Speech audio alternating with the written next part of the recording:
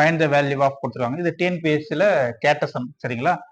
இப்போ square root of 383 square root of 302 minus square root of 164 square root of 28 minus square root of 9 சரிங்களா. இப்போ இது கண்டுபிடிக்கலாம். முதல்ல இந்த 9க்கு ரூட் எடுங்க. 9க்கு ரூட் எடுத்தீங்கன்னா என்ன வரும்? 3ன்னு வரும் சரிங்களா. ரூட் 9 என்னது? 3 ஞாபகம் வச்சுங்க. சரி, அப்போ இங்கே 3ன்னு வரும். 28ன்னு இருக்குது. இந்த இடத்துல என்ன வந்துடும்? 3 9 அடிச்சிட்டேன், 3ன்னு எழுதிட்டேன். சரி, 28 மைனஸ் 3 என்ன வரும்? ரூட் 25 வரும் சரிங்களா. ஞாபகம் வச்சுங்க. இப்போ ஸ்கொயர் ரூட் போடுங்க. 383 பிளஸ் 302 மைனஸ் 164 பிளஸ் 28 மைனஸ் 3 சரிங்களா. ஸ்கொயர் ரூட்டுக்குள்ள தான் 28 மைனஸ் 3 என்னது? 25 ஓகேங்களா. சரி, 25 எழுதிட்டோம். ரூட் ஆஃப் 25 என்ன? Root of 25 5. ரூட் ஆஃப் 25 என்னதுங்க? 5 நம்மளுக்கே தெரியும். அப்போ இங்கே என்ன எழுத போகிறேன்? இந்த ரூட் 25 நான் அடிச்சிடறேன். சரி, ரூட்டையும் சேர்த்து தான் அடிக்கிறேன். இது என்ன வரும்? 5 தான் எழுதுறேன் சரிங்களா.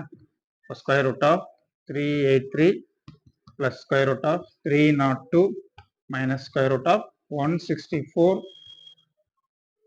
பிளஸ் 5 சரி. 164 பிளஸ் 5 என்ன வரும்? 169 வரும். 169 ஓகேங்களா. சரி, இப்போ ரூட் 169 என்ன வரும்? 13. 13 × 13 தான் 169. அப்போ ரூட் 169 அடிச்சிடறேன். அப்போ என்ன வரும்? 13ன்னு எழுதிக்கலாம் ஓகேங்களா. சரி, இப்போ square root of 383 plus square root of எனக்கு 302 302 மைனஸ் 13. 302லேருந்து 13 மைனஸ் பண்ணுறீங்க. அப்போ என்ன கிடைக்கும்? 289 289 கிடைக்கும் சரிங்களா. சரி, 289. இப்போ 289 ரூட் எடுக்கிறீங்க. 289 ரூட் எடுத்தீங்கன்னா 17 வரும். 17 × 17 தான் ரூட் ஆஃப் 289. அப்போ இதை அடிச்சுட்டு ரூட் 289 அடிச்சுட்டு என்ன எழுதிக்கலாம்? 17 எழுதிக்கலாம் சரிங்களா. அப்போ ஸ்கொயர் ரூட் போட்டுங்க. 383யும் 17யும் கூட்டுங்க. என்ன வரும்? 383 17 கூட்டிங்கன்னா 400. ரூட் ஆஃப் 400 ஓகேங்களா. ரூட் ஆஃப் 400 என்னங்க? 20. 20 × 20 தான் 400 சரிங்களா. இப்போ ரூட் 400னா 20. இப்போ என்ன ஆன்சரு? டி ஆன்சர் சரிங்களா. இந்த மாதிரி சம்மு கொடுத்தாவே பெரும்பாலும் கரெக்டாக பர்ஃபெக்ட் ஸ்கொயராக வந்துடும். நம்ம மைண்டில் ஞாபகம் வச்சுக்க வேண்டியது என்னன்னா 25 × 5 25 சரிங்களா. 13 × 13 169 13 13 169 17 17 289 20 × 20 400. அதெல்லாம் ஞாபகம் வச்சுக்கிங்கன்னா போதும், டக்குன்னு போடலாம். இதை நான் வாயிலே போட்டுருவோங்க, உங்களுக்காக தான் ஸ்டெப்ஸ் போட்டேன் சரிங்களா. ரூட் 9 3ங்களா. 28 மைனஸ் 3 25. ரூட் 25 5. 5ஓட 165 ஆட் பண்ணிங்கன்னா 169. 169 ரூட் எடுத்தீங்கன்னா 13. 13 302லேருந்து 13 மைனஸ் பண்ணால் 289. 289 ரூட் 289 17. 17ஓட 383 ஆட் பண்ணால் ரூட் 400. ரூட் 400னா 20. வாயிலே போட்டுடலாம். ஒரு ஸ்டெப்ஸுக்காக கொடுத்தேன் சரிங்களா. நம்ம கணக்கு நடத்துவோம், உடனே ஒரு கமெண்ட் பண்ணுவாங்க, இது வாயிலே போட்டுடலாமே, இதுன்னு எல்லாமே அது சொல்லுவாங்க. நம்மளுக்கு எல்லா மெத்தடும் தெரியும். 5 மெத்தட் தெரியும். 5 மெத்தடையும் நடத்தி வீடியோ போட முடியுங்களா? அதுக்கு பதிலாக வேற கணக்காவது நடத்தலாம் சரிங்களா. வேற 4 கணக்கு நடத்தலாம். அதனால ஏதோ உங்களுக்கு எது பெஸ்ட்டு, நான் நல்லா யோசிச்சு உங்களுக்கு எது பெஸ்ட் ஆகும்னு யோசிச்சு அந்த வீடியோ தான் நான் உங்களுக்கு கொடுத்துருக்கேன் சரிங்களா. அடுத்த கணக்கு போகலாம். இப்போ 3க்கு எதிரான தளத்தில் உள்ள எண் யாது அப்படின்னு கேட்குறாங்க. கண்டுபிடிக்கலாம். இங்க கொடுத்துருக்காங்க. 3 எங்க இருக்குன்னு பாருங்க, இங்க இருக்கு. இதுக்கு எதிராக உள்ள தளத்தில் உள்ள எண் தான் கேட்குறாங்க. கண்டுபிடிக்கலாம். இப்போ இது 2 பக்கத்திலையும் எது பொதுவா இருக்கோ அதை ரவுண்டு பண்ணுங்க. இங்க 2 இருக்கு, அங்க 2 இருக்கான்னு பாருங்க, இருக்கு சரிங்களா. இங்க 5 இருக்கு, அதை ரவுண்ட் பண்ணுங்க. இங்கேயும் 5 இருக்கு சரிங்களா. இப்போ பாத்தீங்கன்னா 3 இங்க இருக்கு, அங்க இல்லை. 4 அங்க இருக்கு, இங்க இல்லை. இப்போ பொதுவா இருக்கிற ரெண்டுத்தையும் ரவுண்ட் பண்ணிட்டோம். ஏற்கனவே இதை நான் சொல்லியிருக்கேன், ஒரு 3 விதி சொல்லியிருக்கேன் பகடை சரிங்களா.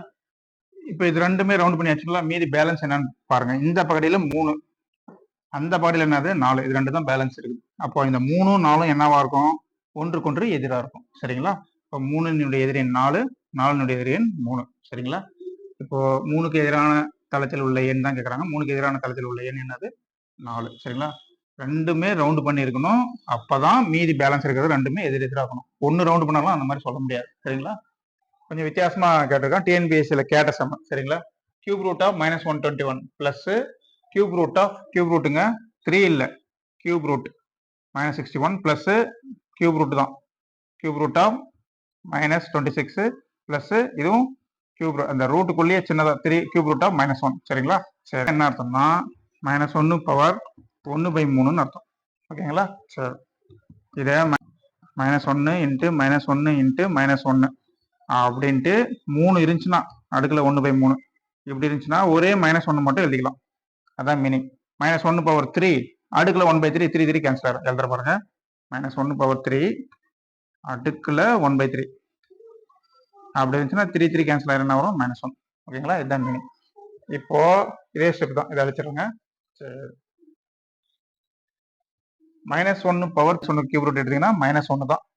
அப்போ இந்த கியூப் ரூட் ரெண்டுத்தையும் கேன்சல் பண்ண -1னா என்ன அர்த்தம், -1 ஞாபகம் வச்சுங்க, அடிச்சுட்டேன். அப்போ cube root of -121 plus cube root of -61 plus cube root of -26 இங்க இருக்குது. இங்க -26 இருக்குது, இங்க -1 இருக்குது. -26 -1 என்ன வரும், -27 -27 எழுதிட்டீங்க. சரி, இப்போ -27 இருக்குது, உங்களுக்கே தெரியும்.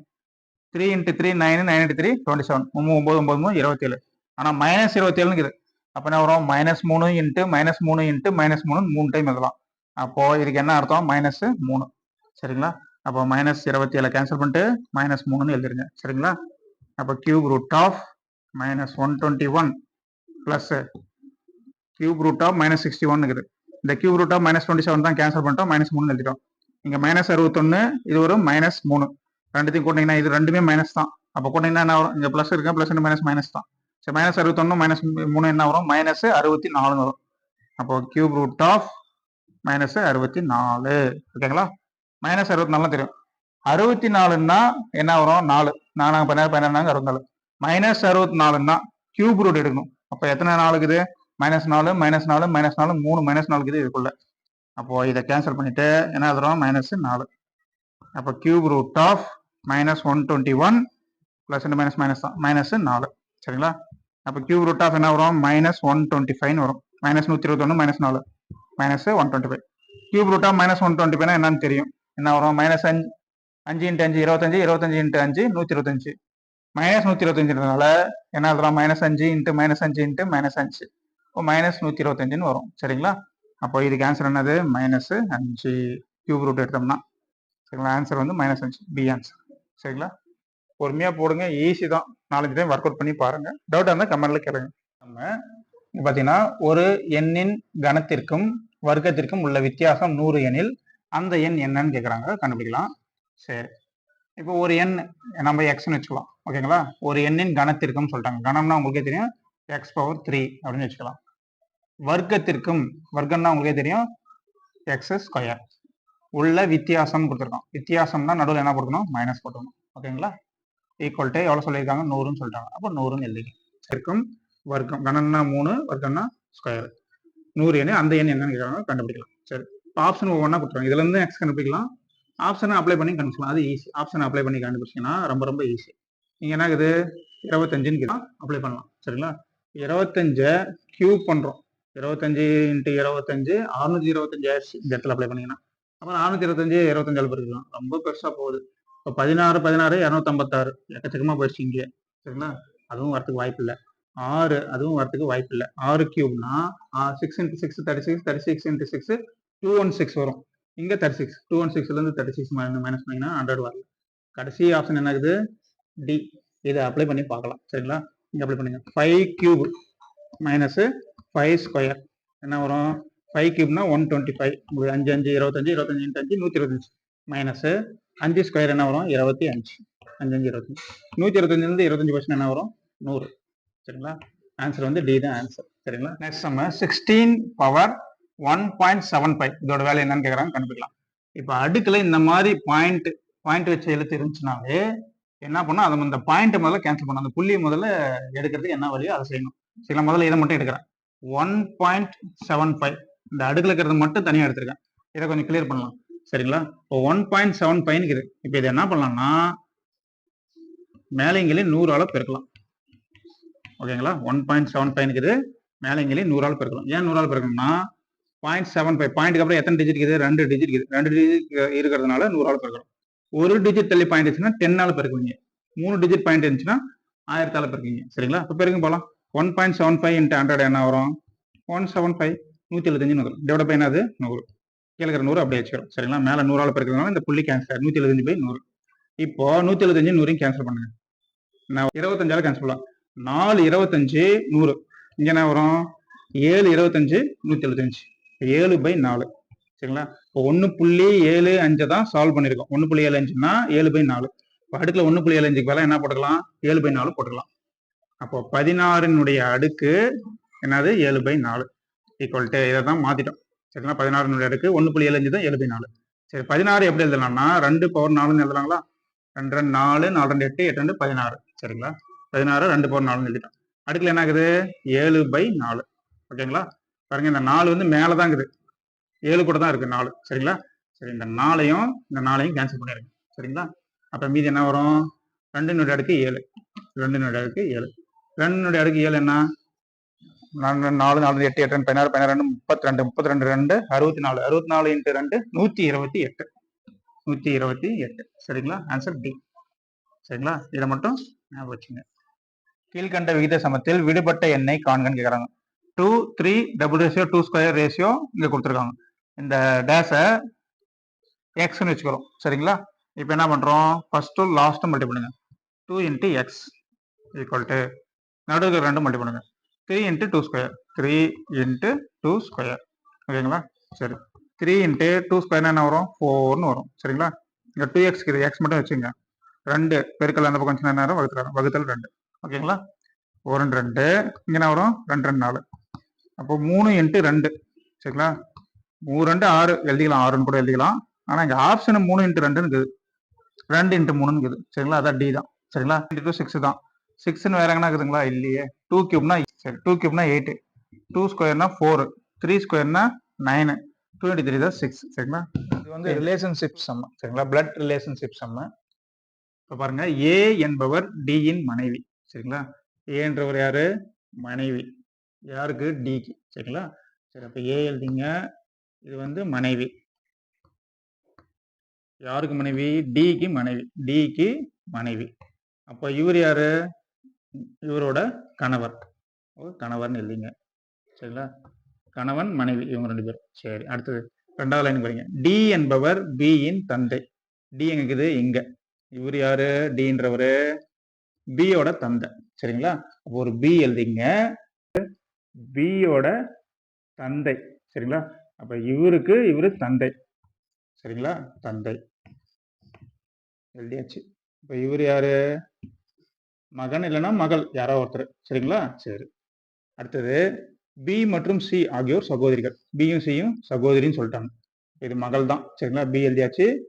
இன்னொன்னு என்னது? சி எழுதிக்கணும். ஒரு சி போட்டுங்க. பி சி 2 பேரும் யாரு?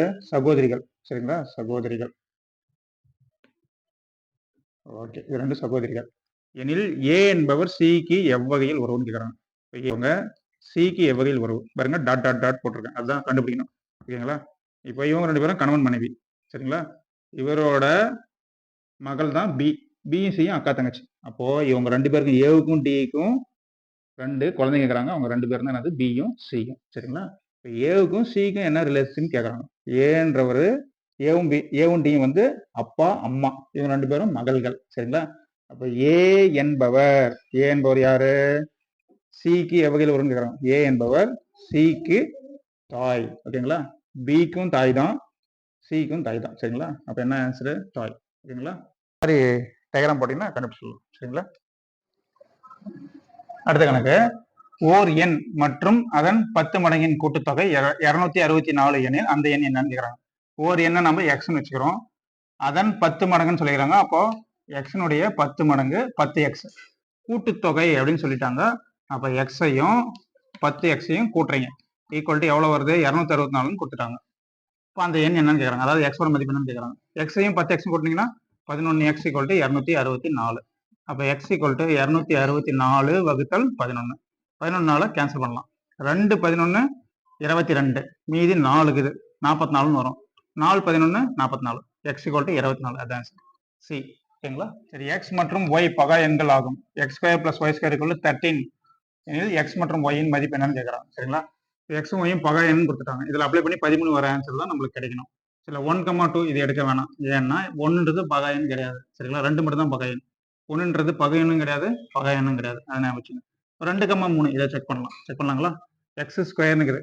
எக்ஸுக்கு பதிலாக 2, ஒய்க்கு பதிலாக 3. எக்ஸ் மற்றும் ஒய் தான் கொடுத்துக்கிறாங்க. அப்போ என்ன வரும்? 2 ஸ்கொயர் பிளஸ் ஒய் ஸ்கொயர் இருக்குது. ஒய்னு என்னது? 3 ஸ்கொயர். சரிங்களா? 2 ஸ்கொயர்னா 4, 3 ஸ்கொயர்னா 3 9, 4 9 கொண்டீங்கன்னா 13. சரிங்களா? 13 ஆன்சர் வருது. ஆன்சர் என்ன? பி தான். சரிங்களா? ரெண்டும் பகா என்னான்னு செக் பண்ணீங்க. 2ம் பகா எண், 3ம் பகா எண் செக் பண்ணீங்க. பாருங்க, தந்தையின் வயது அவரது மகனின் வயதை போல் 5 மடங்கு அப்படின்னு சொல்லிட்டாங்க. சரி, மகனின் வயது நாம என்னன்னு எடுத்துக்கிறோம்? எக்ஸ்ன்னு எடுத்துக்கிறோம். சரிங்களா? அப்ப தந்தையோட வயது என்ன இருக்கும்? மகனினுடைய வயதை போல் 5 மடங்கு அதிகமா இருக்கும். சரிங்களா? மகனினுடைய வயது எழுதுறோம். மகன் அப்படின்னு எழுதுறேன். இந்த மகனினுடைய வயது எக்ஸ். ஓகேங்களா? இப்ப தந்தையின் வயது, தந்தையின் வயது எவ்வளோ? மகனினுடைய வயதை போல் 5 மடங்குன்னு சொல்லிட்டாங்க. அப்ப என்ன வரும்? 5ஆல பெருக்கணும். 5 எக்ஸ். ஓகேங்களா? எழுதிட்டோம். எப்பவுமே தந்தையோட வயசு தான் அதிகமா இருக்கும், மகனோட வயது கம்மியா இருக்கும். சரி, அடுத்து என்ன சொல்லிக்கிறாங்க? 5 வருடங்களுக்கு முன்பு. சரிங்களா? 5 வருஷத்துக்கு முன்புன்னு சொல்லியிருக்காங்க. அப்போ இது வந்து தற்போதைய வயது, 5 வருஷத்துக்கு முன்னாடி. இப்போ எக்ஸ் மகனுக்கு 5 வருஷத்துக்கு முன்னாடி என்ன வயசு? எக்ஸ்ல இருந்து 5 வருஷத்தை கழிங்க, எக்ஸ் மைனஸ் 5. சரிங்களா? தற்போது தந்தையினுடைய வயது 5x. 5x எழுதிங்க. 5 வருஷத்துக்கு முன்னாடி 5xல இருந்து 5 கழிச்சிருங்க. அதான் தற்போது வயது. இது 5 வருடங்களுக்கு முன். சரி, அடுத்து என்ன சொல்லிக்கிறாங்க? 5 வருடங்களுக்கு முன்பு. ஓகே, எழுதிட்டோம். தந்தையின் வயது, தந்தையின் வயது என்னது? 5 வருடங்களுக்கு முன்பு 5x மைனஸ் 5. 5x minus 5. தந்தையின் வயது மகனின் வயதை போல் 10 மடங்கு. மகனினுடைய வயது என்னது? x minus 5. மகனின் வயதை போல் 10 மடங்கு. அப்போ ஈக்குவல் டு பட்டு 10 எழுதி மகனினுடைய வயது என்னது? x minus 5. சரிங்களா? எனில் தற்போது தந்தையின் வயது. இப்போ தந்தையினுடைய வயது என்னன்னு கேட்கறாங்க. தந்தைன்னா என்னது? இதுங்க தான். இப்போ என்னன்னு கேட்கறாங்க. சரிங்களா? இதுதான் கண்டுபிடிக்கணும். முதல்ல எக்ஸுக்கு கண்டுபிடிக்கணும். இந்த 10ஐயும் எக்ஸையும் பெருக்குங்க, 10 எக்ஸ்னு வரும். 10ஐயும் 5ஐயும் பெருங்க, மைனஸ் 50 வரும். ஓகேங்களா? சரி, இங்க 5 எக்ஸ் மைனஸ் 5. ஓகேங்களா? சரி, 10 எக்ஸ் அப்படியே கிட்ட, இங்க இருக்கிற 10 எக்ஸ் அப்படியே எழுதிட்டோம். இந்த பிளஸ் 5 எக்ஸ் அந்த பக்கம் போச்சுன்னா மைனஸ் 5 எக்ஸ். இங்க மைனஸ் 50 கிட்ட அதை நம்ம எழுதல, அதை நம்ம இந்த பக்கம் எடுத்து வரும். மைனஸ் 50 இந்த பக்கம் வந்துச்சுன்னா என்ன வரும்? பிளஸ் 50. இங்க ஏற்கனவே மைனஸ் 5 இருக்கு. சரிங்களா? எக்ஸ் எல்லாம் ஒரு பக்கம், நம்பர்லாம் ஒரு பக்கம். சரி, 50ல இருந்து 5 போச்சுன்னா என்ன வரும்? 45 ஈக்குவல் டு 10 எக்ஸ்ல இருந்து 5 எக்ஸ் போச்சுன்னா 5 எக்ஸ். ஓகேங்களா? 5 45 அப்படியே கேன்சல் பண்ணுங்க. 4 5 5, 9 5 45. ஓகேங்களா? அப்ப எக்ஸோட மதிப்பு என்னது? 9. 4 எக்ஸ் ஈக்குவல் டு 9. ஓகேங்களா? இப்போ மகனோட வயசு தான் 9 தற்போது. தந்தை வயது தான் கேட்குறாங்க. தந்தையின் வயது என்னது? 5x. சரிங்களா? இப்போ தந்தையின் வயது ஈக்குவல் டு 5x. 5 அப்படியே இல்லைங்க, எக்ஸ் பதிலாக அப்ளை பண்றோம் 9. 9 45. சரிங்களா? இப்போ தற்போது தந்தையின் வயது என்னது? 45 வயசு. சரிங்களா? அடுத்த வீடியோவில் பார்க்கலாம்.